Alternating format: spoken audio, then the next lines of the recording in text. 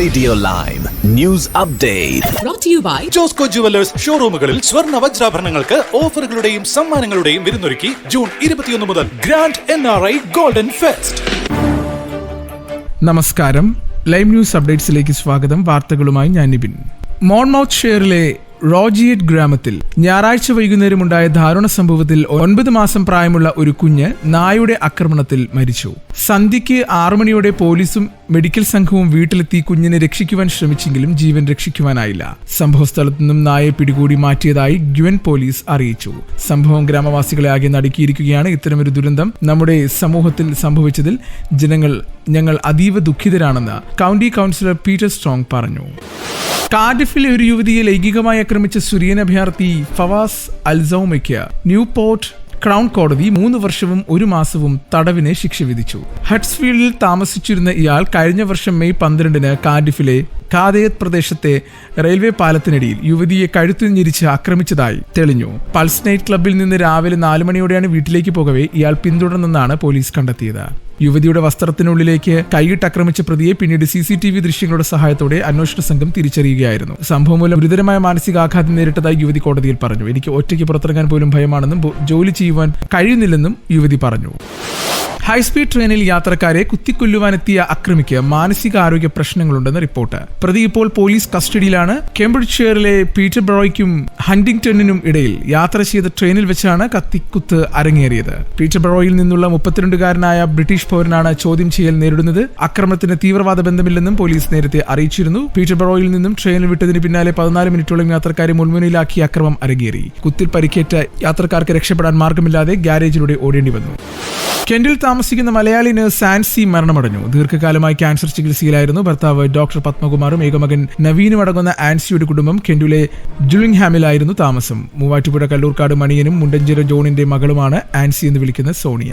അന്തരിച്ച ആൻസിക്ക് റേഡിയോ ലൈമിന്റെ ആദരാഞ്ജലികൾ. ഇനി നാട്ടിലെ വാർത്തകൾ. സംസ്ഥാന ചലച്ചിത്ര അവാർഡ് പ്രഖ്യാപനം പൂർത്തിയായി. മികച്ച നടനായ മമ്മൂട്ടിയെ തെരഞ്ഞെടുക്കപ്പെട്ടു. ബ്രഹ്മയുഗത്തിലെ പ്രകടനത്തിനാണ് പുരസ്കാരം. ഇത് 7ാം തവണയാണ് മമ്മൂട്ടി മികച്ച നടനാകുന്നത്. മികച്ച നടിയായി ഷംല ഹംസ തെരഞ്ഞെടുക്കപ്പെട്ടു. ഫെമിനിച്ചി ഫാത്തിമ എന്ന ചിത്രം.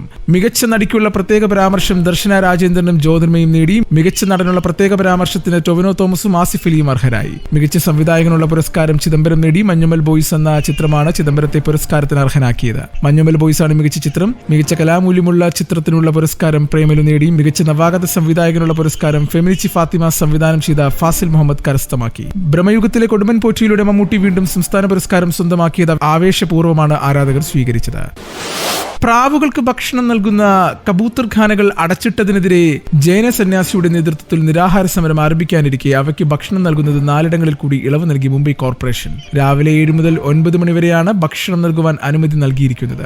50 കബൂത്തർ ഖാനകളിൽ ഭക്ഷണം നൽകുന്നതിന് വിലക്കുണ്ടെന്നിരിക്കെയാണ് പുതിയ ഉത്തരവ്. തദ്ദേശ തെരഞ്ഞെടുപ്പിൽ പ്രാവ് ഒരു രാഷ്ട്രീയ വിഷയമായി മാറിയേക്കുമെന്ന സൂചനകൾക്കിടെയാണ് NTA വോട്ട് ബാങ്കായ ജെയിൻ ഗുജറാത്തി വിഭാഗങ്ങളെ തൃപ്തിപ്പെടുത്തും വിധം വീണ്ടും ഇളവ് നൽകിയിരിക്കുന്നത്. പ്രാവുകൾക്ക് പതിവായി ഭക്ഷണം നൽകുന്ന വിധത്തിലേക്ക് കബൂത്തർ ഖാനകൾ തിരിച്ചെത്തിയേക്കും. മൂന്നാറിലെ ടാക്സി ഡ്രൈവർമാരിൽ നിന്നും പോലീസിൽ നിന്നും നേരിട്ട മോശം അനുഭവം പങ്കുവെച്ച മുംബൈ സ്വദേശിനിയായ വിനോദസഞ്ചാരിയുടെ വീഡിയോ സമൂഹ മാധ്യമങ്ങളിൽ വ്യാപക ചർച്ചയ്ക്ക് വഴിയൊരുക്കി. മൂന്നാർ സന്ദർശന വേളയിൽ ഓൺലൈൻ ടാക്സിയിൽ യാത്ര ചെയ്തപ്പോൾ പ്രദേശവാസികളായ ടാക്സി ഡ്രൈവർമാരിൽ നിന്നും ദുരനുഭവം ജാൻവി എന്ന യുവതി പങ്കുവച്ചിരിക്കുകയാണ്. മുംബൈയിൽ അസിസ്റ്റന്റ് പ്രൊഫസറാണ് യുവതി. ഓൺലൈനായി ബുക്ക് ചെയ്ത ടാക്സിയിൽ നിന്നും കൊച്ചിയും ആലപ്പുഴയും സന്ദർശിച്ച ശേഷമാണ് ജാൻവിയും സുഹൃത്തുക്കളും മൂന്നാറിലെത്തിയത്. മൂന്നാറിൽ ഓൺലൈൻ ടാക്സികൾക്ക് നിരോധനമാണെന്നും കോടതി ഉത്തരവുണ്ടെന്നും പറഞ്ഞൊരു സംഘം തടഞ്ഞു. സ്ഥലത്ത് ടാക്സി വാഹനത്തിൽ മാത്രമേ പോകാൻ അനുവദിക്കുകയുള്ളൂ എന്ന് അറിയിച്ചതോടെ യുവതി പോലീസിന്റെ സഹായം നേടി. എന്നാൽ സ്ഥലത്തെത്തിയ പോലീസും ഇതേ നിലപാട് സ്വീകരിച്ചു. ഇതോടെ മറ്റൊരു ടാക്സി വാഹനത്തിൽ യാത്ര ചെയ്യേണ്ടി വന്നെന്നും സുരക്ഷിതമല്ലെന്നും കണ്ട് ട്രിപ്പ് അവസാനിപ്പിച്ച് മടങ്ങിയതും ജാൻവി പറഞ്ഞു.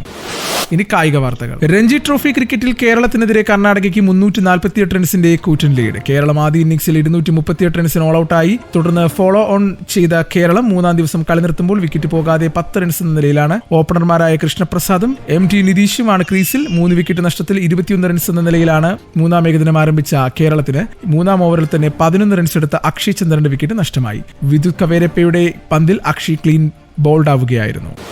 ഇന്നത്തെ പൗണ്ട് വിനിമയ നിരക്ക് 116.64 രൂപ. ഇതോടുകൂടി വാർത്തകൾ കഴിഞ്ഞു. കൂടുതൽ വാർത്തകൾ അടുത്ത ബുള്ളറ്റിൽ. കൂടുതൽ വാർത്തകൾക്കും വിശേഷങ്ങൾക്കുമായി റേഡിയോ ലൈം ആപ്പ് ഡൗൺലോഡ് ചെയ്യൂ. പ്ലേ സ്റ്റോറിൽ നിന്നും ആപ്പ് സ്റ്റോറിൽ നിന്നും. Radio